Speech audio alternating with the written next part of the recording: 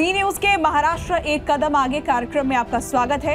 इस कार्यक्रम के माध्यम से हम महाराष्ट्र राज्य में हो रहे बदलावों और विकास की खबरों पर नजर डालेंगे। तो आइए पहली खबर से शुरुआत करते हैं और आपको बताते हैं कि कैसे महाराष्ट्र दुनिया की 28वीं सबसे बड़ी अर्थव्यवस्था बन गया है। देखिए रिपोर्ट। मॉर्गन स्टैनली की रिपोर्ट में बताया गया है कि महाराष्ट्र दुनिया की 28वीं सबसे बड़ी अर्थव्यवस्था है।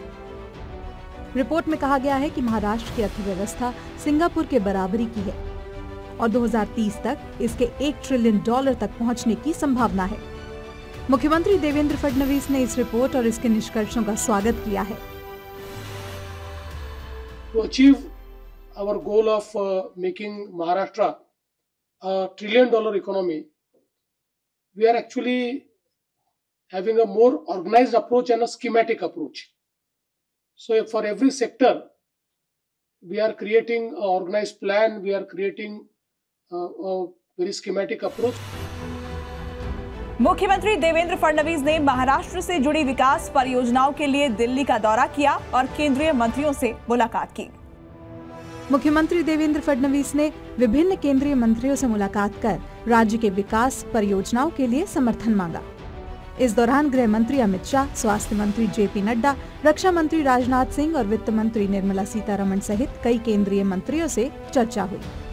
दौरे के दौरान बांस क्लस्टर, विदर्भ में खाद संयंत्र और AI आधारित NCD स्क्रीनिंग जैसी परियोजनाओं को गति मिली। महाराष्ट्र में देश की पहली AI आधारित आंगनवाड़ी का उद्घाटन किया गया। मुख्यमंत्री देवेंद्र फडणवीस मिशन बाल भरारी के तहत भारत की पहली AI आंगनवाड़ी का उद्घाटन किया। शिक्षिकाओं को स्मार्ट उपकरणों के प्रयोग के लिए विशेष प्रशिक्षण दिया गया। नागपुर जिले में 41 AI आंगनवाड़ियां और शुरू की जाएंगी। इसका उद्देश्य बच्चों की कल्पना शक्ति को शुरुआत से ही तकनीकी माध्यम से बढ़ावा देना है। महाराष्ट्र सरकार राज्य के युवाओं और बेरोजगारों को नई सौगात देने जा रही है। जल्द ही महाराष्ट्र में महाराइड नाम की ऐप शुरू की जाएगी। महाराष्ट्र सरकार जल्द ही जय महाराष्ट्र या महाराइड नाम से ऐप आधारित रिक्शा, टैक्सी और ई-बाइक सेवा शुरू करेगी। इस योजना का उद्देश्य मराठी युवाओं को रोजगार के नए अवसर देना है। बेरोजगारों को वाहन खरीदने के लिए सब्सिडी के साथ आसान कर्ज भी मिलेगा। ये ऐप निजी टैक्सी सेवाओं के एकाधिकार को तोड़ेगा और पारदर्शिता बढ़ाएगा। योजना की समीक्षा 5 अगस्त को मंत्रालय में की जाएगी। नागपुर की बेटी दिव्या देशमुख बनी ग्रैंड मास्टर और उनकी इस उपलब्धि के लिए मुख्यमंत्री ने उन्हें बधाई दी। नागपुर की बेटी दिव्या देशमुख ने FIDE विश्व चेस कप में भारत की कोनेरू हम्पी को हराकर ग्रैंड मास्टर का खिताब जीता। मात्र 19 वर्ष की उम्र में ये उपलब्धि हासिल कर दिव्या ने इतिहास रच दिया। मुख्यमंत्री ने वीडियो कॉल कर दिव्या को बधाई दी और जल्द ही राज्य सरकार द्वारा उसका सार्वजनिक सत्कार किया जाएगा। You have made us proud आणि खूप आनंद झाला आणि तू जे काही इतक्या कमी वयामध्ये जे काही तू मिळवलेलं आहेस ते खरोखर अतिशय गौरवशाली आहे। We are absolutely proud of you. Yes. खूप आनंद झाला।